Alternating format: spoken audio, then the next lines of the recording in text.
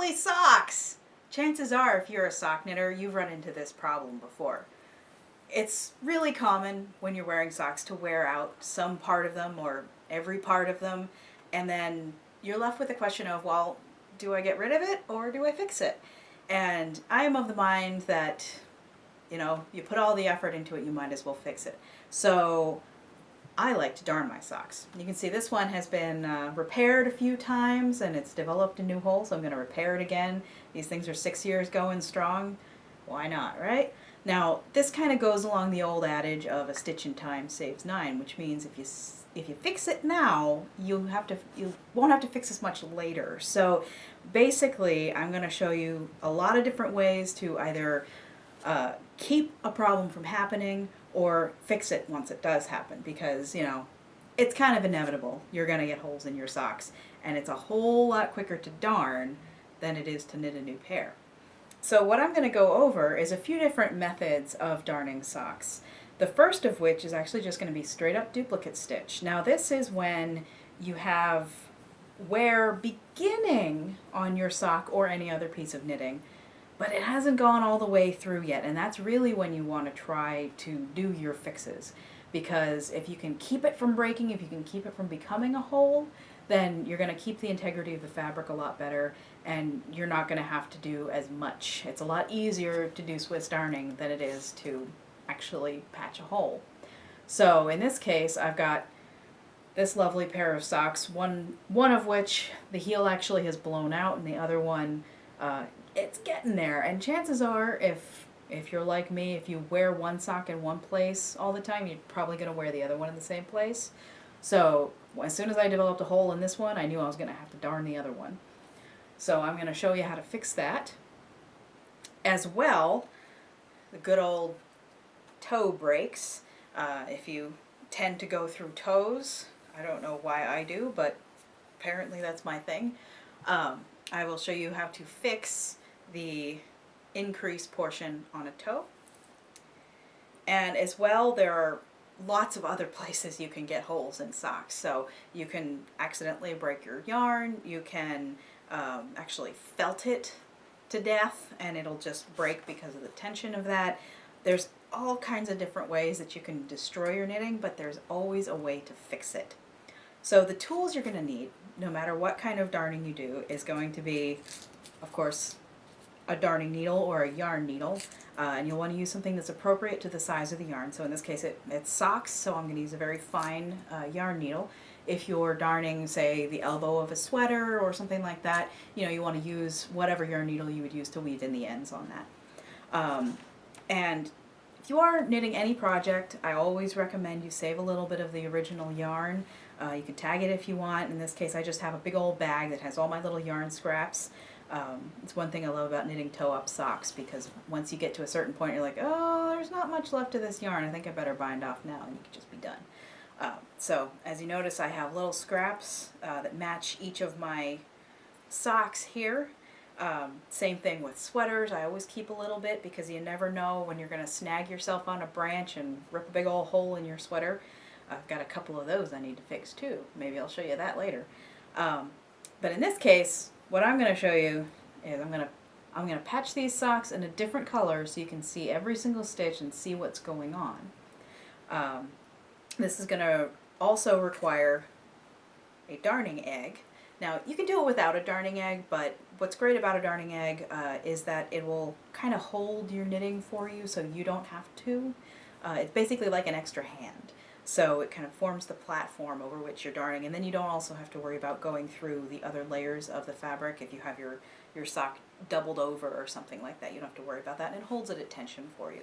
So I recommend a darning egg. You can also use any number of things. If you have like a small ball or something, styrofoam ball, you can stick that in there. All different kinds of things. It's just easier than having to actually stick one hand in there and then you lose that hand, Certain kinds of darning, especially when you're patching a larger hole, you're going to need a set of double pointed needles, and this goes for any weight of yarn. And of course you want to use something that's a little bit smaller than the yarn you're using, because you are going to be going through existing rows of stitches. So you don't want to use something too big, because that might stress out the fabric a little bit more. So once you have your leftover yarn, your double pointed needles, your yarn needle, and your darning egg, all you need is something with a hole and you're ready to start.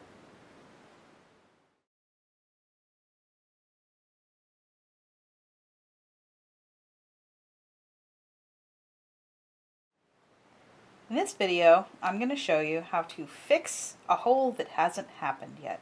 To do this, we use Swiss darning, and this works really well over portions of your knitted fabric that are getting really worn down but haven't broken yet. So as you can see, in this heel, the fabric is really thin in that spot where it's not so thin everywhere else. And so I'm just going to actually put a little patch over this. So I'm going to use my darning egg, and that just basically forms a little surface over which I can work. So it spreads the stitches out and kind of holds them there so I can work more effectively. So I've broken off a little bit of yarn, and this is not the matching yarn to this sock, but it will allow you to see what I'm doing.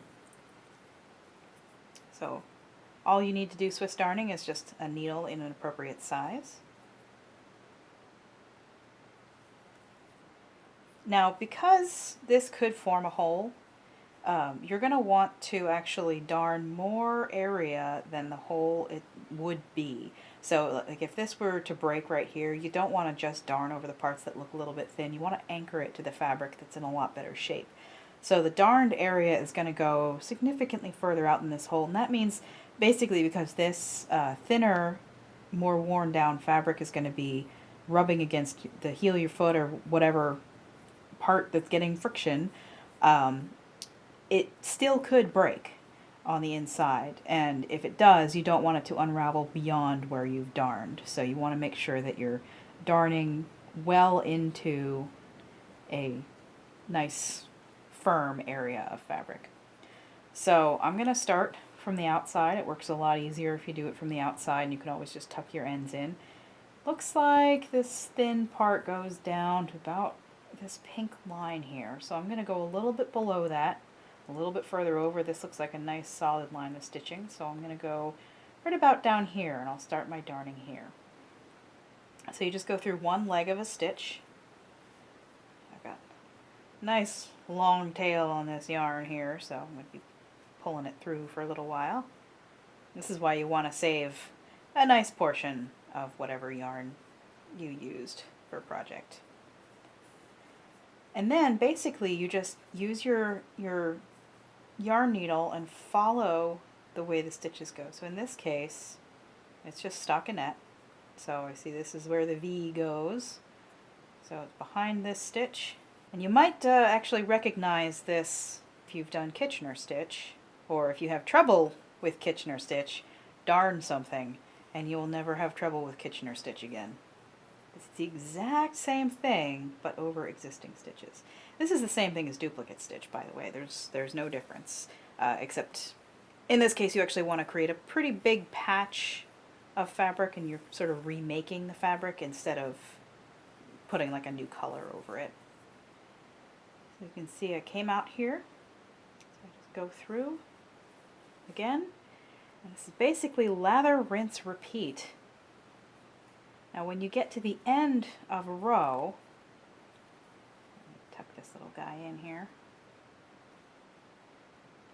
When you get to the end of a row and you need to move up, it's actually kind of a good idea not to use straight lines. You can, obviously, if you want to, but if you kind of make it more of a circular area, it'll distribute the tension of the new stitching a little bit better. So basically when you want to move up a row, just insert your needle like you normally would and just come out somewhere else through the top of the next row of stitching up, and then in this case come around here and you just sort of go backwards. So it's just like knitting, you go forward and backwards, but it's always on the right side. So you're doing the same motion, just working in the opposite direction. You can see I'm on the next row up.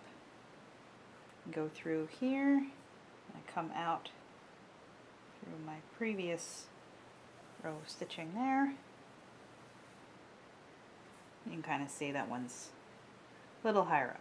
So now I'm actually going to take that out because I'm going to patch this whole area, and I'll show you a little bit more a little farther the way through so you can see how a bigger patch of it looks.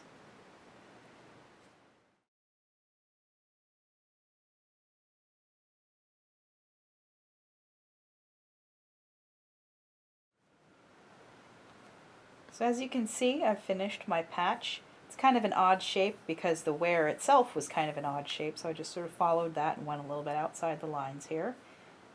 So I'm about to finish my last row of Swiss darning or duplicate stitch.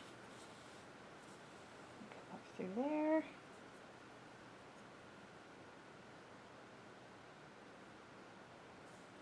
Now of course, because you're going to be wearing this on your foot or wherever you tend to get friction, you're going to feel the patch a little bit because it is going to be kind of thick, but that'll kind of even out over time. What you might notice is a little bit of wear will develop around the patch itself. And this is pretty common, and a lot of that is because even though you can't really see the wear in a lot of the surrounding fabric, it has worn down further than the fresh yarn you're putting in. So it's going to start out looking a little bit less vibrant and thick than the patch that you just put in. And if you do actually wear down the yarn around it, or if it's being stressed out by the patch, you can always just increase the size and keep darning. Or in the case of a heel, if you've done a mitered heel or an afterthought heel, you can actually just pick up and reknit the whole heel again. But this method can be used pretty much anywhere you have a knitted area. In fact, you can very easily do Swiss darning and duplicate stitch in seed stitch or on other patterns as well. It's a little bit harder when you get into cables and lace and things, but you can do it. So just about done here.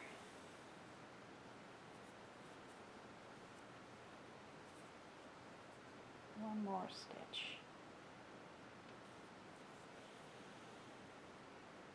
So as I'm finishing, I'm just going to pass the needle and yarn through and pull out the darning egg. And pull this yarn to the inside. I'll pass the other yarn tails through a little bit later. And now we're basically going to weave in the ends on the wrong side.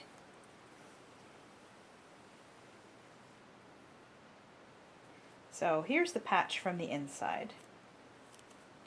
In this case, I mean, you could definitely tell just how thin that yarn was getting because you don't see that nice stockinette firmness to it. You know, it's not really present at all. You just see little tiny wispy bits of yarn, but it's completely taken over now by this sort of minty green patch that I just put in.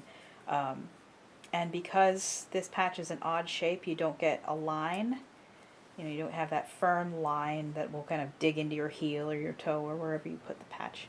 So doing an odd shape is actually pretty good for the way it'll feel. You know, it'll still feel thick, but it won't, you know, wear out your foot instead of the sock. So you just weave in your ends the way you normally would. In this case, I always use Swiss darning, so, you know, I just get to do that again. But pretty much that's how you do a duplicate stitch or Swiss darned patch.